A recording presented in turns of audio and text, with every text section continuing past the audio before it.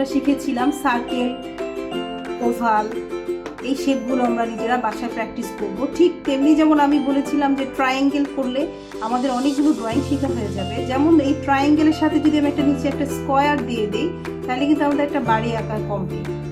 এই তো একটা ঘর আঁকা শেষ হয়ে গেল। সুন্দর করে আমরা একটা ঘর আঁকতে পারবো। জানালা দরজা আমরা সবাই দিতে পারি। জানালা দুটি স্কোয়ার, এই তো জানালা দরজা, এই একটা ঘর হয়ে গেল।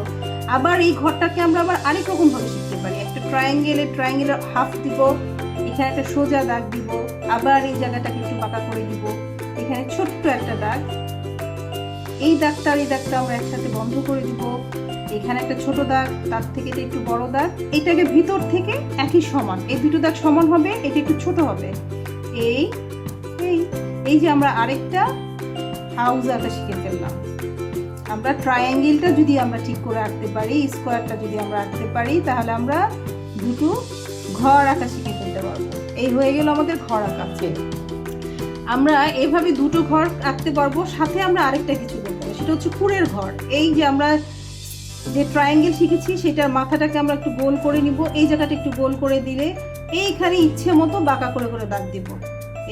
এটা আমাদের ইচ্ছে মতো করবো। ঠিক সেম ভাবে একই রকম ভাবে আমরা আরেকটা ঘর এঁকে ফেলবো। এটা হয়ে যাবে আমাদের কুঁড়ের ঘর, যেটা আমরা গ্রামে দেখি, বেশি গ্রামের ইয়েতে থাকে।